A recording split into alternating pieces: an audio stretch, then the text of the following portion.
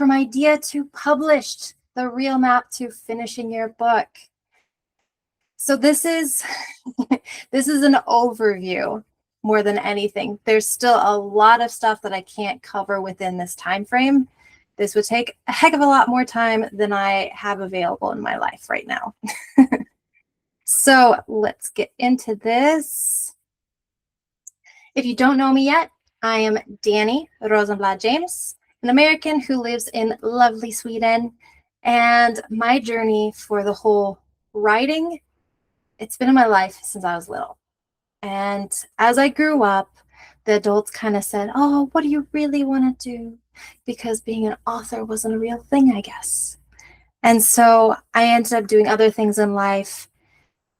Life led me down interesting paths. I did some unconventional lifestyle and ended up having a traumatic brain injury. That's when my whole life did a 360.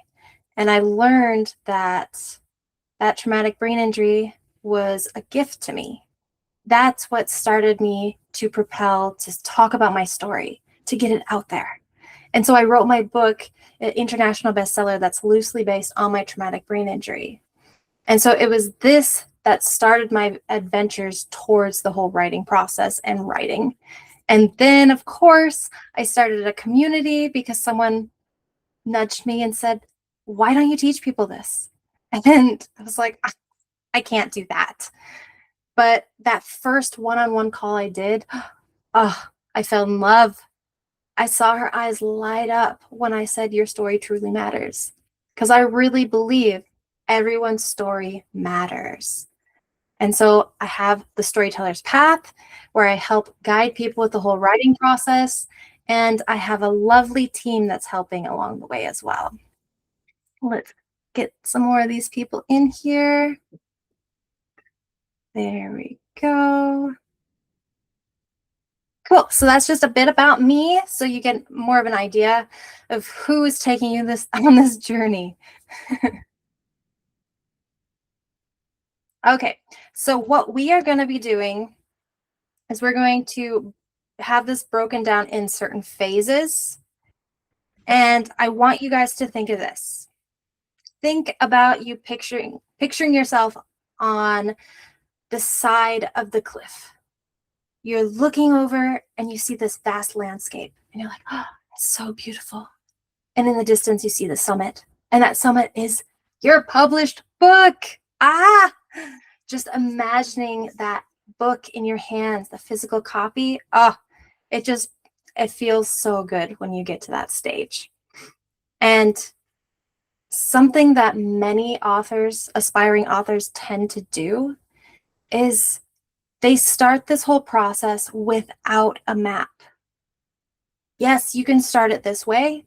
However, most of the time when you started on that route, you end up getting frustrated halfway through, going through a lot of turmoil and obstacles along the way. And so it's the story first method that I help people with. And this is when you're doing that foundation when it comes to the whole writing process. Now we're going to jump into phase 1. This is the concept and positioning. The defining the book's purpose and audience. So I also say choosing the mountain, because I use kind of a lot of references when it comes to hiking, adventures, outdoorsy stuff.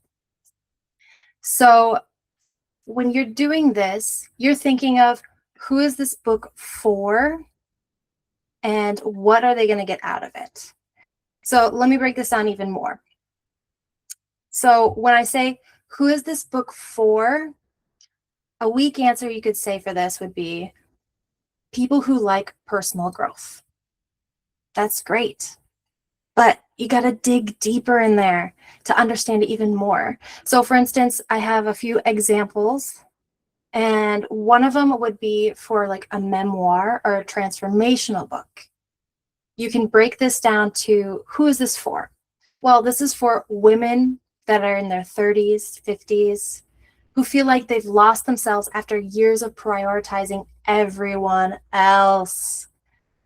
I totally relate with this.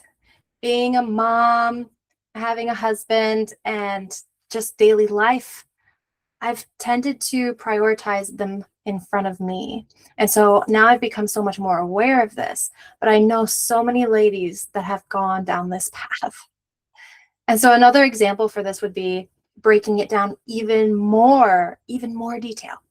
So you could say, Susie, that's her name. It's just an ideal reader of this person's, and you just give them a name, give them an age, make them look however you want, do the hobbies, what they do for a business, what they do in their lives. So we have Susie here. She's 35 years old, has brown curly hair with brown eyes, and she puts her husband and her 2 sons before herself. So that priority list, she is low on her own list. She loves her family, and she's a stay-at-home mom. From this though, she misses painting. That's where her heart and soul goes to. That's where her creative mind likes to explore. However, she puts everyone else's wants in front of her own. So she doesn't have time to explore this. And so this puts her in the feeling of being lost and depressed at times. Now, another example for who this book is for would be for like a fantasy book. And we have readers who love philosophical fantasy, like The Name of the Wind or The Alchemist, and want a story that explores destiny, truth, and inner awakening. So this you can dive even further into, but this is a good way to reference other books as well, because when you write that, it helps you understand what you're wanting to write, what kind of genre it might go into, or the place where it would fit if you go to a bookstore or somewhere where there's a bunch of books. You'll know exactly where you want to have your book. Another example would be for a business or nonfiction book. So you can say this is for entrepreneurs who have years of experience but struggle to clearly communicate their ideas in a way that positions them as an authority. I know several people that would be in this category. And of course, you can go dive deeper into this too, specific as much as you can when it comes to thinking of your ideal reader. So for instance, like I had Susie, 35-year-old woman. Here you could have a single father that is 55 and has become an entrepreneur. And he has these inner blocks that don't allow him to communicate clearly because he feels unworthy or something like that. So he can't really get his authority when he's in his own way. Now, when it comes down to thinking of who the book is for, I have a great example for this, and it would be J.K. Rowling. Now, Rowling began writing Harry Potter and the Philosopher's Stone, and when she did this, she had a very clear reader in her mind, or readers, children who felt like outsiders. So her ideal reader was the kid who felt different, didn't really fit in, went to escape into the imagination, which many kids do, wanted to believe that they had hidden potential.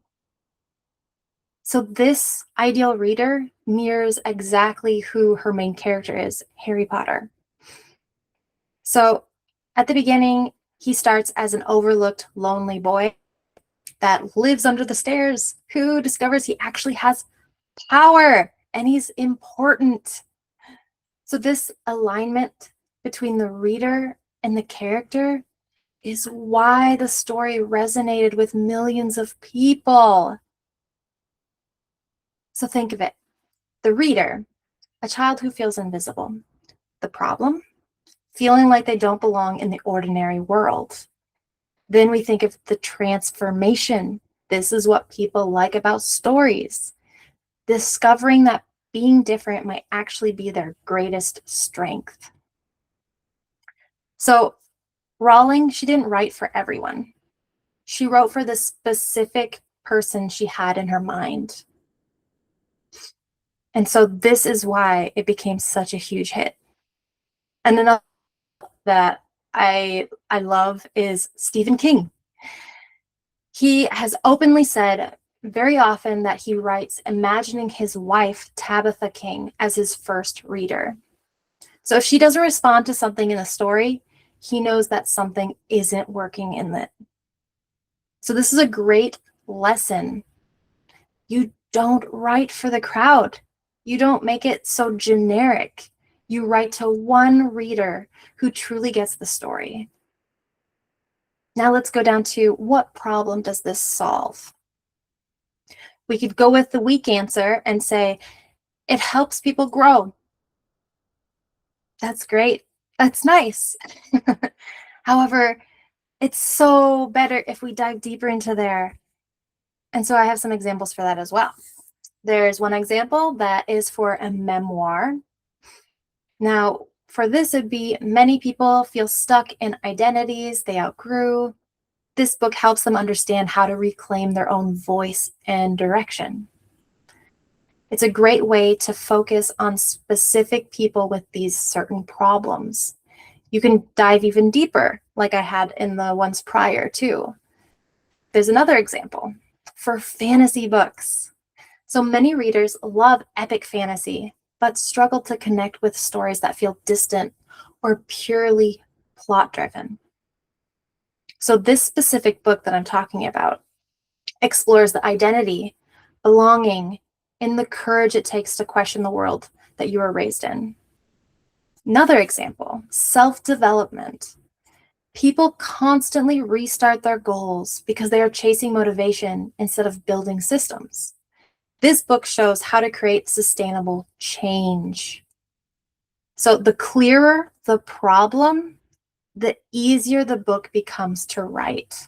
You understand the problem, and then you have a solution. This is what the readers love about books. They love seeing the climax, seeing the friction in it, and then seeing how the characters overcome that. And so this is something that you can look into with all kinds of different books. So that's non-fictional, fiction, fantasy, self-development, personal, memoir, all these kinds. They have that friction in there somewhere where some people see the transformation over time. Talking about transformation. What transformation does it create? So this would be the before and then the after. So something we could say is readers will feel inspired. But that doesn't give you much to work with. Inspired to do what? What inspired them? What had to be overcome? All of these different things. So some of the examples that I have for this would be for a memoir. The before would be feeling lost and disconnected from their true self. The after would be understanding their own story and feeling permission to create a new path. Another example would be for a fantasy. That would be before, would be believing the world is fixed and controlled by unseen forces. So afterwards, after the transformation, confidently using their story as their authority. Sorry. After would be realizing truth can be questioned and rewritten. And let's go down to the business example because I already started it. Before the transformation would be entrepreneurs hiding behind their expertise. After that, it would be confidently using their story as their authority. We have to remember that our story is always moving the reader somewhere. It's not stagnant. If you have a book out there that is like that, it's more than likely that the readers are going to be like, ah. And as a writer, I would definitely not want that. I want my readers to come to me and say, "Oh, your book changed my life. It meant so much to me." I don't want it to be something they're like, I read it and I forgot it, or it didn't really touch my heart. That doesn't call to me to do it that way. So an example of a famous author that has that transformation is one I hold, and it's a book written by Paulo Coelho. Sorry, everyone, if I butchered his last name. I have a feeling I did. And the book I'm thinking of is The Alchemist. When he wrote this story, it was very clear transformation for the reader. The first time I read it, I was blown away. I've read it several times now because I truly love this book, and it has opened my mind and my eyes to so much more. Now let's think before reading the book. The reader feels uncertain about their path in life. They may have dreams, but they doubt whether they should follow them or what they should do. Now let's think after reading this book. The reader begins to believe their dreams. They see that it matters, that their journey is meaningful, even if it feels uncertain at times. So it started out from doubting your dreams and playing life safe, and turned into trusting that your personal path has meaning and pursuing it with courage. That's why this story has resonated with so many different people. Let's go down to the next question. Where does it sit in the marketplace? So, as I had mentioned before about the bookshelf and the bookstore, this is where we see where that book is going to be on the shelf, what shelf the book belongs on. So some of the examples I have written for these, memoir.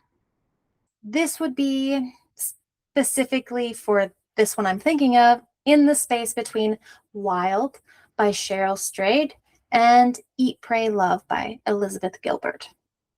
Another example, a fantasy, philosophical fantasy for readers who enjoy The Alchemist, The Name of the Wind, and Mistborn. So when I reference other books, when I'm thinking of a specific book in my mind, it paints so much more of a picture for me. It helps me understand more of my audience, the ideal reader that I probably would want, and it helped me see it physically in my mind, where I can see it on that shelf in a bookstore right next to some of these other famous authors out there. I just love it. And so the last example would be for a personal development book. So this would be in the same space as Atomic Habits, but it'd be focused on identity transformation through storytelling or something like that. So this helps you understand what kind of journey that you're putting the reader through. Now, if you can't clearly answer these questions that I've written on here, you're not climbing yet, but that's okay. It just means you're at the beginning of getting up there. So this phase is clarity. It helps clear the path for you. It helps you understand what you want to have for the reader throughout the book. So inside story first, this is where we define your reader and your promise before you write your chapters. Now, everyone, we are going to jump into an exercise. So I hope you guys have pen and a paper, or you can use your computer, however works best for you. So this exercise, I have it choose your mountain exercise. And this is where you write one sentence that answers this. My book is for blank who want to blank so that they can blank. And so below I have an example. My book is for first-time entrepreneurs who want to clarify their message so that they can attract aligned clients. And so this is a good exercise to do to help you understand how foggy or how clear you feel about what you're sharing with your audience. And so I've written another couple examples as well to help with this. So there's, my book is for people who have faced adversity, who want to see how hardship can be transformed into strength so that they can reclaim their own story. Another one is, my book is for creative thinkers who want to overcome perfectionism so that they can finally share their ideas with the world. So I'll give you about 3 to 5 minutes. And after that, if you're up for it, we can share and break it down and talk about it. All right. How's everybody feeling? Pretty good now. Good. Cool. Anyone want to share?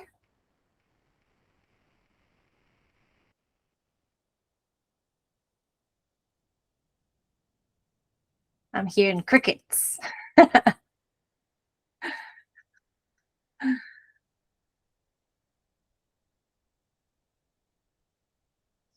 Well, I could share. Hi, everyone. Well, it's about a science fiction book that I have in my mind. So my book is for women in their 30s and 40s who want to come in contact with their emotional wounds so that they can reclaim their power as women and find emotional healing. I love that. That's so good. And like, this exercise is a great way for us to figure out the beginning of our ideal reader. And so it's from this that you can even go in more depth and make a specific character for your ideal reader.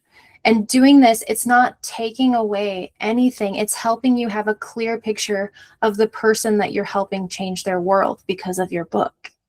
And it's those kinds of books that I love the most, because you pick up a book on the shelf and you're like, oh, this book was written for me, because you read it and you connect with it so much. And that's because the writer behind that was thinking of that ideal reader. And I know there's a lot of writers out there that they think if you go and have an ideal reader, it takes away, like, you feel, I mean, I have felt like that before, where, oh, but that means that it's not going to connect with these people or this. But that's further from the truth, because yes, you have this ideal person, this ideal reader that you're thinking of. This can also connect with so many other people out there. It's because you're being so specific that it helps connect with the right people. And there's so many people in the world, so there's going to be a lot of people that it's going to connect with. Thank you for sharing. Because, actually, when I had the first idea, I didn't really think that it was only for women. Yeah. Now I had to write it down like in a very specific way, but it's not really only about women. Yeah. I mean, it's as you are describing, but it refers to everybody, but maybe it's because of the main character is a woman and she's going through some adventures. So yeah. But it's interesting. It's an interesting exercise. Thank you. Yay. Love it. Thank you for sharing. Anyone else up? I'd love to hear from you.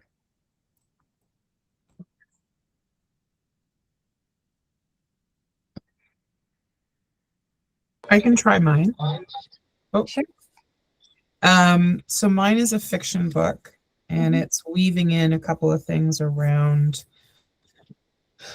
really the heart of relationships based on past trauma. So I'm kind of playing with it. So my book is for readers who have struggled to show up authentically in their relationships due to past, I said patriarchal trauma, but more like parenting, like a parenting type trauma,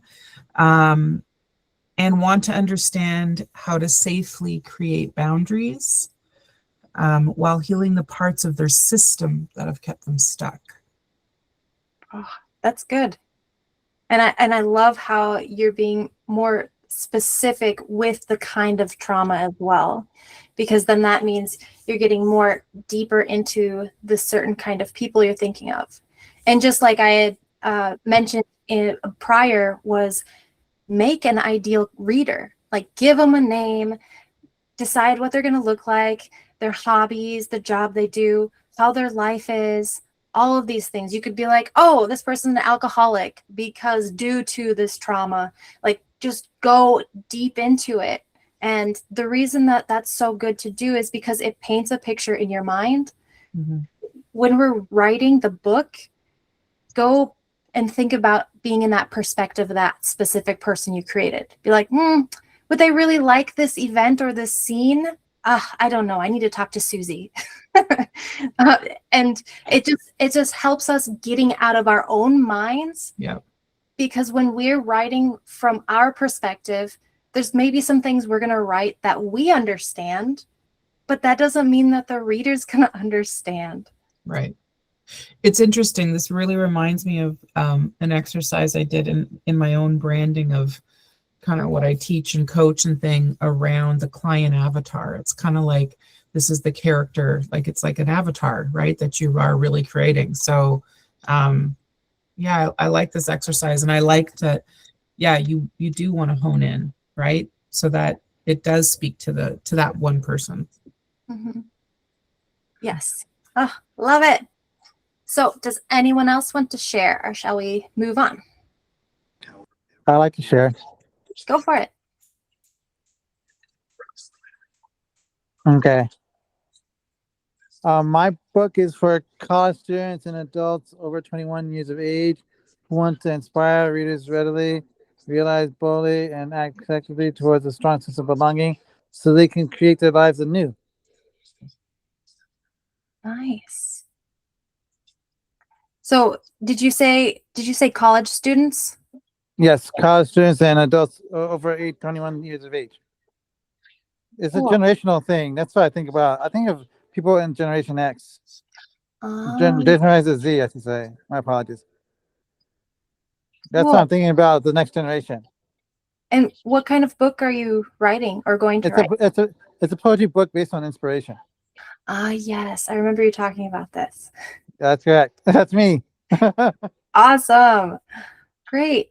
And just like how I had mentioned to the ladies, get more specific. This is a great start, because then it gives you more of an idea, a broader idea, and then just hone more into it and give it a specific name. And you already had an age range. Just give a specific age, hobbies, all that kind of stuff. Maybe you could even write a short story about this person and be like, oh yeah, he loves to party at the college parties, or I don't know, whatever. Just however you feel that one of your readers would be, and just make that your ideal reader. Reader. Cool. Okay. Thank you. For sharing. Anybody else? Or shall we move on?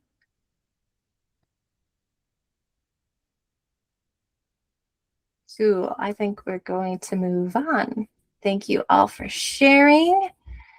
So the next step involving this is, I want you to think of, on a scale of 1 to 10, how clear does your sentence feel? And so you can just drop it in the chat. 1 to 10, 1 being it's foggy as hell, or 10, oh, it's crystal clear. Just so we get an idea of how you feel with the sentence you just created. How do I use the chat in this function here? I don't know how to use it yet. Okay, so it's in the bottom right-hand corner. It looks, what are those called? Oh my gosh, I'm blanking on what they're called. It's like the bubble, thought bubble, or the thing that pops up on cartoons and stuff. It's in the bottom right corner. Did you find it, Michael?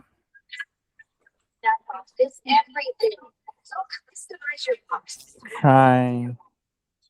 Are you I'm on your looking. phone or are you on a computer? A tablet? Okay, it might be different there. Okay. You can just tell me. It's okay. I was thinking 8. Okay, cool. And what do we have here? Okay, we have 6 or a 7, a 6, and then you had said an 8. Cool. So that gives us more of an idea. So when we are thinking about this, if it's below 8, that is totally normal. And that's why structure matters when it comes to writing a story. Let's see, here we go. Okay, so now we're going to jump into phase 2, structure. So this is where we are drawing the map, or you could say creating a clear framework. Now, let's see. When I think of going on an adventure, hiking or something, I am not just gonna go out there without planning. That would be madhouse. So when I do my hikes or go out into some kind of nature, especially out in a place I've never been, I pre-plan. I make some kind of map that isn't always a physical map, but it's planning what I need to bring with me. Do I need to have food, snacks? How long is the trail going to take? Is it going to be taking days? Is it just going to be a few hours? When should I start? Should I start when the light is just out, or would I be fine in the middle of the day? Not really the best when the sun's beating down on you. But I reference this because it's similar to when we are structuring our book. That structure is what helps us have a clear chapter outline, logical progression, emotional or informational build. This helps us with the beginning, middle, and end that actually move somewhere, so you're not just staying stagnant. The structure isn't restrictive. It's actually directional. It helps you pinpoint where you're wanting to go, where you're wanting to bring this story. I just recently talked to someone and I explained to her that I help my clients with this process of remembering that they have to have some kind of compass. They have to have some kind of direction with what they're writing about. And she's like, oh yes, I've read those books where they don't do that. And you just read this whole book and you're like, what was that? What am I supposed to do with this? So that's why it's so important to have direction. And so I have an example here for you for like a personal growth memoir structure. So we would break it down to chapter 1, the breaking point. This is the moment everything stopped working. The reader sees the tension and understands why change is necessary. Then there's chapter 2, realizing the old path isn't working. The character or narrator starts questioning the beliefs or systems that shape their life. And then there's chapter 3, the search begins. They begin exploring new ideas, places, or perspectives. Chapter 4, the resistance. Challenges appear, old habits try to pull them back. So it's kind of going back into old habits. Then there's chapter 4, the resistance. Challenges appear, obstacles happen. And this is where the old habits try to pull them back. Or, sorry, challenges appear, old habits try to pull them back, yes. And then we have chapter 5, the turning point. This is a realization or event that shifts how they see themselves or the world. Chapter 6, the new way forward. They begin acting differently based on what they have learned. Chapter 7, integration. The reader sees how the lessons apply in real life. And then chapter 8, the final one, arrival. The story closes with a new perspective or identity. So what is the structure doing? Well, it's moving the reader from confusion, search, struggle, realization, and then a change. This is the emotional build. Each chapter pushes the reader forward instead of circling the same idea.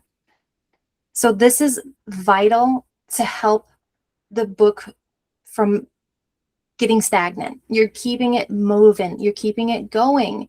And this is what people, the readers, are interested in.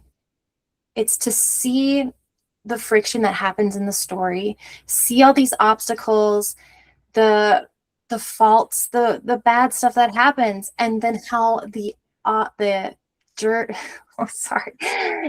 the character overcomes these. That's what people are interested in.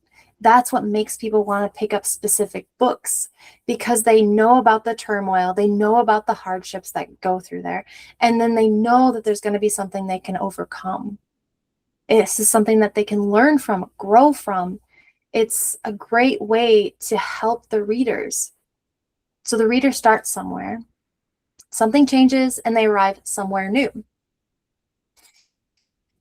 So if we're thinking of trail markers, it's the trail markers that keep the reader moving forward instead of getting lost in the woods. So something that I think of when I think of this is the 3-act structure. This is something that is used very commonly. It's used in movies, books, it was used in plays.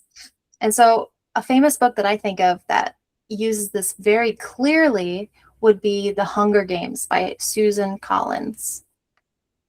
And so I'll break that down for you guys as well to help you see it a little bit more. So Act 1 is the setup. This is the world and the problem. So what happens? Well, we meet Katniss living in District 12. We understand the hardship and the reality of Panem. And then the Hunger Games is introduced. Then there's an inciting incident. Prim's name is drawn. That's her sister. And Katniss volunteers in her place. So she takes the place of her sister. This is a huge beginning of all of it. It is the setup. So purpose of Act 1, the reader understands the world, the stakes, and the goal. The goal established. Katniss must survive the Hunger Games. So this is Act 1, and it ends when Katniss enters the arena because now the real conflict begins. And then it goes into Act 2, the confrontation. This is the struggle. This is the longest section of the book. So this could be for chapters and chapters. The example that I gave you above was just an example. You can have it as many chapters as you want. That's what's going to help you understand how much of it you want to be in Act 1, Act 2, Act 3, if you plan on doing 3-act structure. So back to Act 2, what happens here? Well, Katniss navigates the dangers of the arena. She forms alliances. She learns how the games manipulate perception. She gets the relationship with Peeta, and it develops. The game makers introduce new obstacles as well. And so this is where the tension is escalating constantly. Midpoint shift, the rules change and allow 2 winners from the same district, which shifts Katniss's strategy. She learns that she can work with Peeta. The purpose of Act 2, pressure, obstacles, and escalating danger. So everything becomes harder. And then we go to Act 3, the resolution, the transformation. What happens here? Well, Katniss and Peeta become the final survivors. The Capitol reverses the rule change. Katniss refuses to play along and threatens to eat the poisonous berries. If you haven't read this or seen the movies, it's there's a lot of stuff happening. But this forces the Capitol to declare 2 winners. So the transformation, Katniss moves from survival mode and goes into the rebellion symbol. So she no longer just survives the system, she actually challenges it. So I'll break this down even more. So a simple structure, you can explain it this way. So there's Act 1, the world and the problem. There's Act 2, the struggle and rising tension, and Act 3, the final decision and transformation. So setup, confrontation, resolution. Can you say that again, Jenny? The last part? The act I got Act 1 and I want to write down Act 2 and Act 3. Oh, I'm so sorry. Okay, so the simple structure. So this would be Act 1, the world and the problem. Mm-hmm. Act 2, the struggle and rising tension. Mm-hmm. Act 3, the final decision and transformation. Okay, thank you. And, yeah, and there'll always be there'll be a replay of this as well too. So if I say things too much, please just let me know if I'm saying it too fast. We can come back to it. Otherwise, check out the replay. Thank you. Yeah, and so even the simpler form of this would be setup, confrontation, resolution. Cool. Let's go on. Now we're doing phase 3. I like to say the climb, or execution and discipline. This is vital for writing. This is where movement happens. If you've climbed a mountain, you know that the climbing is not glamorous. It's not fun. But the reason that we do it is for the view. The same thing for writing a book. It's not always glamorous to write consistently, but it's those consistent steps that gets us to a published book. When we're thinking of the drafting phase, this involves a writing schedule, a word count target, a deadline, and good old accountability. Inspiration can only get you so far, and the same with motivation. I know very many people that they tell me they write when they're inspired. I think that's great. However, if I did that personally, I would be working on my book probably for 5-10 years. I'm not always inspired to write. I love writing, but some days are not the best. And what I do instead is I push myself to do it even when I don't want to. I push myself to give myself the time, the effort, the energy I need to work towards my book getting completed. And so it's from this that you get a book out there. So this phase is about producing the manuscript. It's about getting it out there. The time I talk about, it doesn't always have to be dedicated to writing. There's so much more that you do for the book. So like the example and the exercise we did prior, it was about finding who your ideal reader is. That takes time. You might need to do some research to figure out exactly what you're thinking, start looking into the other books that you are wanting to write similar to, or you feel that your book would be connected to in some way. There's also thinking of how you want to get your book out there and all the different ways of promoting it. There's so much that I could talk about in this, but I'm trying to make it as simple as possible and not so overwhelming, because when it comes to writing a book, there's so many things to do, but it's these small, consistent steps that we take that gets us to the finish line. Okay, now we're on phase 4, the beta readers. All right, so if you do not know what a beta reader is, these are the people that you choose to read your working draft. So it could be, I usually suggest, well, I always suggest to give it to beta readers after you've done your own edits. So you could be editing it for 5 or 10 different times, going through the whole manuscript, and then pass it along to beta readers. And so these beta readers are the ones that are going to look it over. You might give them a couple chapters or give them the whole manuscript, however you feel best for yourself. And it's good to have pre-planned questions to have them answer, because a lot of people are not used to being a beta reader. They might read your manuscript and you are like, oh, how was it? And they're like, it was good. And what do you do with that? You are that feedback is not going to help you move forward with your book. So that's why it's good to have intentional questions that you give to them. So when we think of beta readers, these are going to be those early evaluators. And there are some questions that you could ask, like, where were you confused? Where did interest drop? What felt repetitive?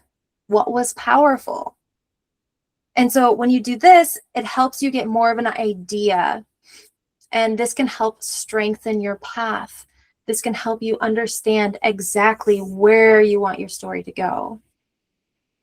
So after that first strong draft is when you give it to the beta readers, and you give it to the beta readers before you give it to the professional editors, because beta readers are usually low cost to being free compared to a professional editor, which can be pretty costly. Oh, I heard a message. Oh, yep, you have a hand up. Yeah, I just have a quick question. What is your advice around beta readers in terms of friends, family, places where it might be bias? Yes. Oh, I love that question. I'm glad you asked it. When it comes to friends and family, love them dearly, but I don't want them as a beta reader because they sugarcoat it, and that does not help me progress with my book. I love them to bits, but I know that for a fact because that's how it was for me. And I was like, what am I going to do with what you just gave me?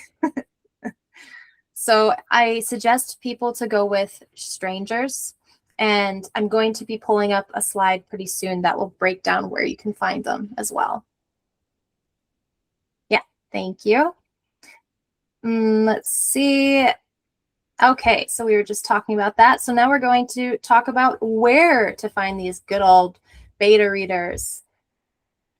So if you already have an email list, you can start asking people on your email list if they would like to be beta readers, especially if the book connects with your business or the reason that you have the email list. Think of the readers in your niche, writing communities, social media followers that you already have. There's Goodreads groups that are specific for beta readers and ARC readers. There are people who match your ideal reader. If you know people that already match that ideal reader, those are the best people to have read your book. Then there's also Facebook groups out there that are specific for beta readers. You can just search beta readers in the search bar on Facebook. And then, of course, there's other authors. So you could reach out to these other authors that you know that maybe you have something common in and you feel that they would be aligned with your story. Or maybe you just want to hear from another author because they have gone down a similar path as you. So it makes it a bit easier to reach out to authors because they understand. And then there's Scribophile. I don't remember if I put this on the... No, I didn't. Okay, so if you're taking notes, I highly recommend to write down Scribophile. I might, here, let me copy and paste and put this in the chat so you guys see how it's spelled. There, Scribophile. And this is one of the most popular writing critique communities. So it's a large global community of writers. It gives you structured feedback with a system, and then you earn critiques by reviewing others' work. So you're really getting to work as a community together. And this was built specifically to help writers exchange critiques and connect with beta readers from around the world. So this is best for fiction writers, fantasy, sci-fi authors, writers who want detailed feedback. Now there's another one. I'll also put this one in the chat. Critique Match. And so this is another platform that you can go to. And this one has a matchmaking platform for writers and beta readers. So you can search by genre and experience. There's user ratings that help to identify reliable readers. There's both free critique swaps, and then there's a paid readers that you can do as well. The platform connects writers with critique partners and beta readers tailored to their specific needs. So both of these platforms can be helpful for finding beta readers if the other options that I had mentioned do not work for you. I know that Facebook has been kind of going downhill because there's been a lot of scammers out there, especially in the book groups, I've noticed at least. So just be aware of that. And yeah, just if people are starting to be strange to you or weird, just delete them, get out of there. So when it comes to having a beta team, it's good to have around 3 to 7 readers. I usually recommend to have about 10. And so if you have about this many, it's good to at least have one that's a structural thinker. This means that you're going to ask them questions specifically for plot and pacing. There's one emotional reader that's character connection, one genre expert, and one average reader. So this is just if you can have questions that are specifically for each one of these and have it directed towards all of your readers if you want. Or if you know your readers a little bit more or something about their background and you know that they'd probably be best at being an emotional reader, then you could ask them questions specifically towards that. Or if you know that they're more of a structural thinker, like plot and pacing, then you could specifically ask them questions about that. So having it mixed like this can help you see many more problems in your own manuscript. All right. Danny, can I ask a question? Go for it. And you might be answering this later, but just your thought on, when you have a couple of ideas on the go, you've got, I want to do a business book, but I also want to do a fiction book. Can you actually be doing them at the same time, or is it your recommendation do one at a time because it just gets to be overwhelming? I'm just and then how do you pick which one to do? Yeah. So this is a really great question, and I know many people have dealt with this. So it really depends on the person. I know that there have been some people I've met that have juggled 3 or 4 different books at a time. And I'm like, what? Because I can't do that. But I know some people can. So if you feel that it works for you and doesn't get overwhelming, then you can do it. But if you feel that you're going to get overwhelming, I would suggest to choose one. And one good way to choose one is to start brainstorming, breaking down the ones you're thinking about. And then you might have to do this for a couple of days where you're just brainstorming and then come back to it later on, take some time away from it, come back to it, and then ask yourself, which one resonates the most with me? Or which one do I feel that I need to get out now? Ask yourself these questions and then reflect on it. And when you're reflecting on it and you write about that, don't think so much when you're writing. Just let it come out of you, because we tend to analyze or overanalyze things. And we're like, oh, but this one would help with this and this, but your heart's swinging towards this one. So I suggest to go with the one your heart is wanting over your mind. Thank If you. that makes sense. Cool. Totally. Cool. Now, onwards. I have another activity for you guys because you love them so much. So let's say this is going to be about 5 minutes. And what I want you guys to do is write 3 questions that you want your beta readers to answer. And so then I have some examples here. Where did you lose interest? What felt repetitive? What confused you? What was strongest? You can get more detailed if you, because I mean, you know your story better than anybody. So you can be more detailed if you have a specific question in your mind that you want to get an answer for. So when you do this, it helps the beta reader understand what you're looking for. So I'll give you 5 minutes and we can share if everyone would like to.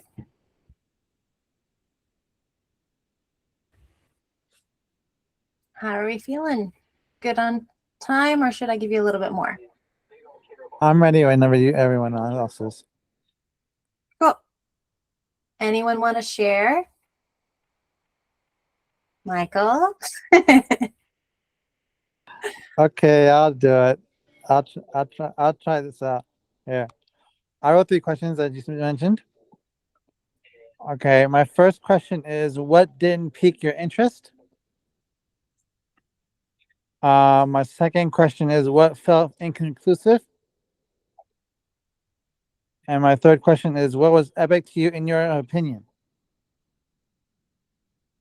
Nice. I hope that's helpful. I'm not sure. I just thought about it, so I was very intuitive when I thought my questions up. Yeah. No, if you feel like these questions would help yours with the short poems and everything, then it's good. All right, sounds good. Yeah, because the questions that you're asking are going to be specific to what you're writing. Absolutely. So for instance, for me, because I also wrote some questions real quick too. I wrote down as one of my questions, does the chapters flow well together? Because this is something that for many of my books, I want to make sure that it's a continuity happening through there, that they feel like not lost after one chapter and goes to the second chapter and like, wait, what? That has nothing to do with this. So I have that as a question. And then I wrote another one. Do you feel a connection to any of the characters?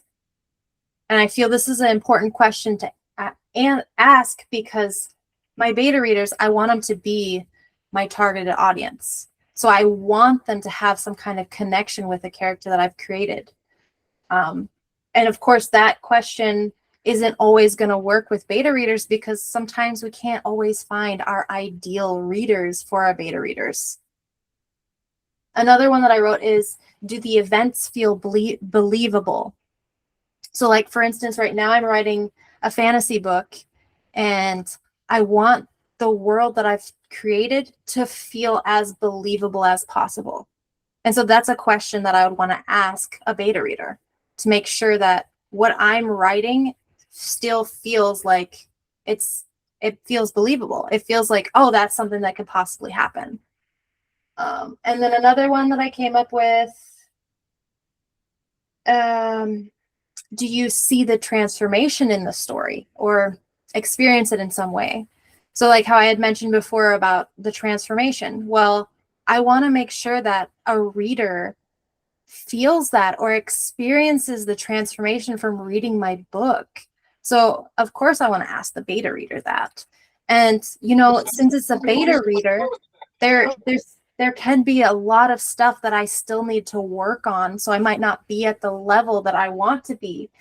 So it's okay to get feedback that doesn't always sound nice because it's their opinion. It's this person's opinion on your work. You can take it or leave it. They're beta readers. They're just helping you out. And if they say something like, oh, this was just crap or something, be like, thank you. And that's all you do with it. You don't have to.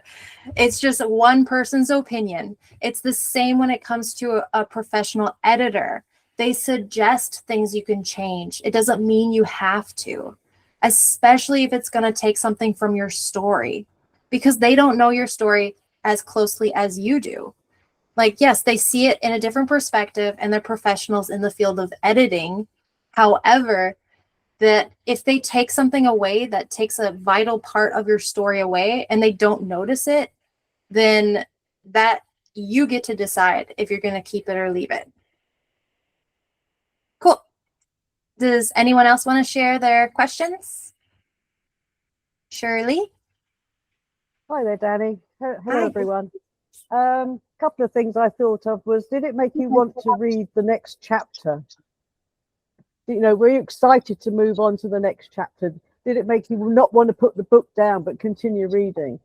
Did it flow and keep you interested? And was it easy to read? The thing that always worries me with all books is they do not take into consideration people that suffer with dyslexia. The print in all books, if you pick up off the shelf, are not in sans serif. They're always in like Times Roman or something similar that has all the little flicks and serifs all on the individual words. And dyslexic people find it difficult to read because it blends the words together. So you're actually missing out a whole load of people that could be buying your books. I didn't know that. That's from a teaching perspective. Yeah. Yeah, thank you for sharing that. That's really good to know. And some people have black and white blindness as well. Yeah. Which means they can't read black print on white paper. Interesting. Huh. I know that very many more people are actually turning to audiobooks. So that is something I highly suggest. You can change the coloring of the background up. Yeah, that's good. Yeah, when it comes to getting your book out there, I highly suggest doing an audiobook as well, because there are just so many people. I mean, my husband's dyslexic, and I never even thought to asking him about that. So I'll probably have to ask him. But I know that he turns to audiobooks. And I think they said in 2030 or somewhere around that, 2035 or something, there's going to be about $3 to $5 billion that goes towards audiobooks because it's become such a big thing. Yeah. Cool. What's the other one? Was it too long? Is the other thing. Was it too long? You know, when you're writing, you can get carried away with writing, and the story expands. And does it get? I know there's sort of idealistic viewpoints of how long a book should last or how many words you should have, but sometimes you go further than that because you get so involved yourself as a writer. So was your story too long? Did it lose them on the way, as you were saying about did you lose interest? That could happen if it's too long, but sometimes that's how you wrote it. The story just flowed in that way. So I don't know if that's wrong. And did you understand the plot and the characters' part in it? Is another thing I thought of. Yeah, I think my selection anyway. Yeah, I think they were great. And I think it's really good that you ask about the story being too long. I remember you talking in the community a few different times, like, how do I make it smaller? I think that's great that you have so much that flows out of you. Yeah. It is difficult to make it smaller sometimes when you're so attached to it yourself. Yeah. I think that's a problem. Yeah. It's come from your heart. It's come from your mind. Yeah, definitely. And that's when it's really important to have the beta readers and then having a professional editor, because they could help be like, oh, well, we could make these 5 sentences into 1. And it would still have, because sometimes it's the smaller, punchy sentences that last longer than having a whole paragraph of the same topic or same part of it. For instance, you can think of some of those quotes out there that have lasted forever. Like, for instance, what is the one I'm thinking of right now is Dirty Dancing. Nobody puts baby in the corner. Yeah. I mean, there's so many. Cool. Thank you for sharing. Brilliant. Thank you. Anyone else want to share? I thought it was helpful. What I did is I took, like you said, when you're looking for your different categories of the critics, like the average reader, the structural, the emotional, and genre. So I kind of made a sentence for each one of those to kind of see how that was. So for the emotional, I said, was there a part that had an emotional reaction, and what was it? Right. So was there an actual felt sense of that? And then I also, for the average reader, I said, could you see yourself in the character's shoes and how? Yeah, those are great. The genre one that was hard, like how would you ask a question that would help you with genre? Let's see. You could just ask a question like, what genre do you feel that this book fits That's what I into? wrote, but I thought maybe it's more difficult. Yeah, I mean, because the genre question is Subjective too, I guess, in some ways, yeah, right? yeah. And also when it comes to the genre, it's so much easier for you to figure out what genre you want it into after already creating the ideal reader and understanding your structure. So once you get that more figured out, then you're like, oh, this is where this book is going to be. So for instance, for me, I felt, oh, I'm going to write a fantasy. Well, a fantasy is a pretty broad genre. Yeah. And so the more that I've been writing and the more that I've looked into it, some of the books I've thought that would be similar in some way, or what I attain to be similar to, then I'm like, oh, it would be a mystic, epic fantasy genre. So that gets more specific with it. And it's because of all the work I've already been doing to create the book. Right. Okay. Yeah. That's helpful. Thank you. Yeah. Anyone else want to share?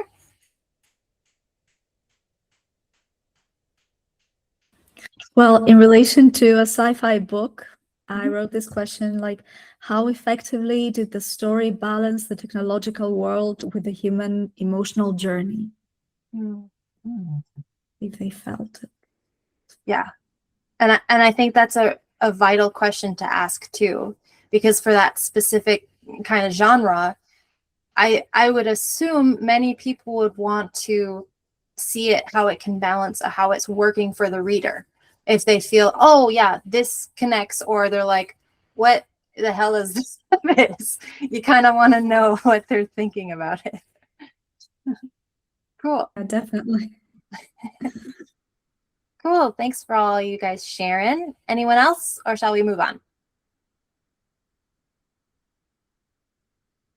Okay, I think we're going to move on.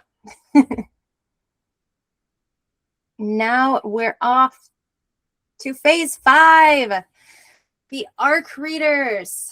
So these are the guys that are at the ending of your book. So they're kind of similar to beta readers, but these are the ones that get to see pretty much the final manuscript, and they're the ones that are going to give you those much needed reviews. So this is for launch preparation and reviews. Before explorers reach a city, they send some kind of signal ahead when you think of it in that context. So for instance, let's say I'm going to be going on a week-long hike, but I don't want to do camping. I want to have my backpack transported. There's companies that do this now. And I want to reach out to different hotels. So that means I have to signal these different hotels to let them know when I'm planning on coming in. And so this is kind of the same when it comes to when we think of ARC readers. They're giving the heads up for your book. They're doing those reviews. They're the ones that are going to help you get more eyes on your book. So ARC stands for Advanced Review Copy. So these readers are the ones that receive the near final manuscript. They're going to leave those public reviews, and they're going to help create the launch momentum. So these guys, you give them a copy or pages of your book, however you want to give it to them. A digital copy is probably the best way to do it. And then they're going to read the book, give you a review on Amazon, Goodreads, wherever you're wanting the review. And I would suggest gathering ARC readers 4 to 8 weeks before you launch. And it's always good to do a book launch. You can do it in a physical book launch. You could do a virtual one. You could do both. Do whatever you feel for yourself and for your book. So it's good to also give these ARC readers a clear review instruction. So for instance, what you're wanting them to discuss in the review, or it's kind of similar to the beta readers asking them those questions. It'd be kind of similar to here, where you're asking them about the review, like, what did you enjoy in this book? What did you feel connected with you the most? Just, it would be kind of similar to those questions. And then where to find the ARC readers. That's good to know. So similar to the beta readers, you can use your own community, your email list. And so ARC readers, I highly suggest using Bookstagram and BookTok. So when you have Bookstagrammers, if you don't know, they're on Instagram. And these are influencers that are specifically about talking about books. And they give reviews on there. They usually, there's ones that are really big influencers, and then there's the micro influencers. I suggest reaching out to ones that maybe have around 10,000 or a little bit lower followers, because they're more likely to be able to review your book. Of course, you can reach out to the ones that have 100,000 followers if you want as well. It's just less likely that they'll have time to take on another book to review. The same goes for BookTok. So there's the BookTokers that are on TikTok. So they both do about the same thing. They're just on different platforms. It's helpful using these guys because it helps bring your book out to more eyes. It gets more audience. You get the reviews up. They get to see the cover of your book, all these kinds of things. And then there's also ARC reader groups too. So there's this one, Story Origin. I'll copy it and put it in the comments there. So Story Origin is an all-in-one marketing platform. It's designed specifically for indie authors, so self-publishing authors. And it's widely used for ARC distribution, newsletter swaps, reader magnets, and review tracking. So with this, it helps with being very author-focused. It's great for building a long-term reader list. It has strong tools for newsletter swaps and promotions, and it's flexible for multiple genres. Then there's another one that's Booksprout, and I will send this here. So Booksprout is one of the most popular ARC platforms, and this is also used by indie authors, especially in the genre fiction, but they have some for other genres as well. That's just the most used. So it has a large community of ARC readers. It's very simple interface. There's automated review reminders, tracks, reviews, links as well. And so similar to beta readers, you can find ARC readers on Facebook and on Goodreads as well. So a strong launch usually aims for about 20 to 50 ARC readers. And you have to remember that not everyone leaves a review, but even if you get 10 to 20 early reviews, this can dramatically improve a book's visibility on platforms like Amazon. So reviews don't happen by accident. They're built through relationships. That's why it's vital to reach out to people to be ARC readers. And I should also mention this too, when it comes to beta readers, that's why I suggest giving it to at least 10 beta readers, because not everyone finishes reading the book that they said they were going to read. So that's why it's good to have at least a few more. You could ask more than 10 if you'd like, but it's just good to be aware that not everyone can make a deadline that you may give them with the reading, or some people might forget about it, or life gets in the way. Things happen. Now we're on to the professional team. Oh, would be the production and publishing execution. So when we think of this about the hiking or the nature, exploring all that, we think of like no expedition is done without equipment and support. So no serious expedition is done without these things. And so what I'm talking about is when it comes to publishing, this has developmental editing, line editing, proofreading, cover design, formatting, metadata optimization, creating your brand. Excuse me, it is late here and it's getting to me, I guess. There's launch planning, and then there's good old marketing, the thing that all of us writers love. You can attempt to coordinate all of this by yourself if you'd like, or you can work with someone who already has a structured system and a team in place. So this is why I don't just teach writing. I guide authors through the entire thing, the structure, the feedback strategy, beta readers, arc planning, production, and I have a team that handles each professional layer. So this helps dramatically. That's a huge reason that I started this community as well, was because I wish I had all these things. I mean, the first book I wrote was a children's picture book, and I ended up spending $5,000 on it. It was self-published. I tried doing it all myself, and I never made that money back. I felt so exhausted at the end and just ragged. I mean, I'm so thankful I did it and got myself to prove to myself that I could write a book. But if I had a team to back me up back then, oh my gosh, it would have saved so much hardships and crying and all of that. So that is that. So it's good to think about what we just talked about throughout all of this. So I want you to notice something.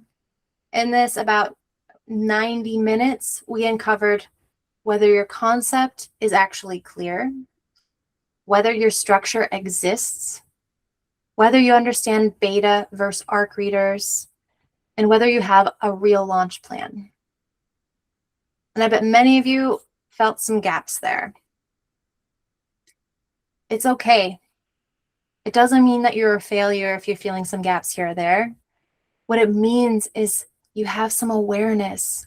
Now you understand that, oh, this I could work on. Oh, this and this and this. It helps tremendously having that. So here's the truth that most people don't say out loud. An unclear book doesn't just delay publishing.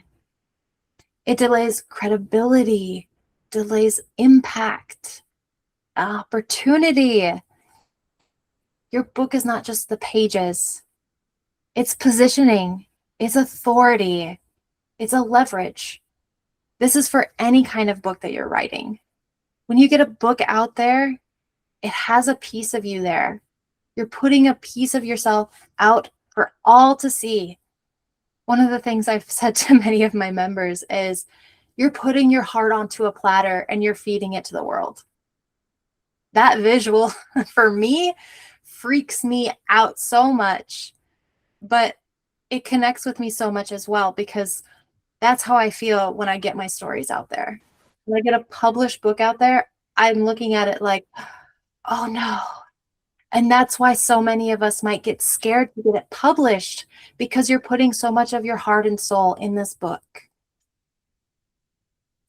Now, it's good to think of there are two kinds of writers. There's the ones who like the idea of writing a book, And then there's the ones who decide to build one. If you're here because you like the idea, that's okay. If you're here because you want to finish and publish, that requires structure and a plan. And so this is why I have my different paid tiers where I help you so much more. We refine your concept until it's sharp. We build your structure until it's clear, and we create your drafting map. We identify the beta readers strategically, and we hang out and where they hang out. And then we build that ARC launch plan. And so it's my team that helps throughout all of this. I have a professional editor. I have a marketer. I have a cover builder or cover designer. All the stuff that is all within this program. So if you feel like this exposed clarity gaps for you, that's exactly why the next steps exist. I'd love for you to jump on a clarity Can call. I just point out that the QR code is not working? It's not. Oh, no. No, it's saying it doesn't work. Oh. Well, here, I'm going to put the link or here, we'll put this stuff in here. Thank you for telling me. Good old technology. Yeah. There. So if you want to book a time with me for us to chat, it's in the chat here. And I also put in my social media platforms, well, some of them, so you can check those out if you want to get more insights on the whole writing process. Because what we're in this time frame is still the beginning. It's just ridiculous how much there is when it comes to writing a book that we don't notice, or it goes unnoticed, unseen. And so I've created a lot of reels and videos where I break it down even more so it makes it so much more helpful. Oh yes, and then how could I forget? We'll go to this one, and I have created a self-assessment document to help you understand if you are ready for the marketing or not, if your book is ready. And I will share that in the chat, since that's probably not going to work on there. There we go. Cool. Oh, it was a bummer that QR code didn't work. Does anyone have any questions?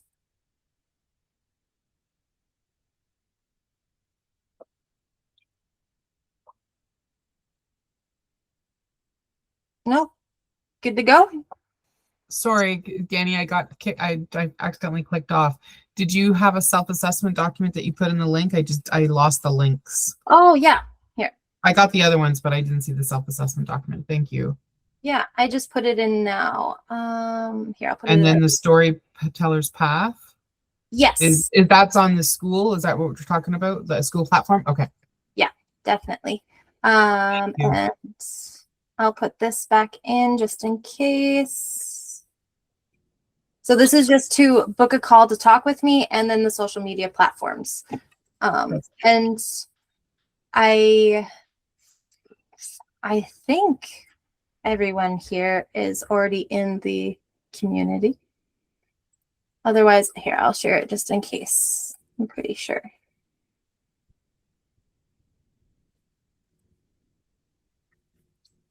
There.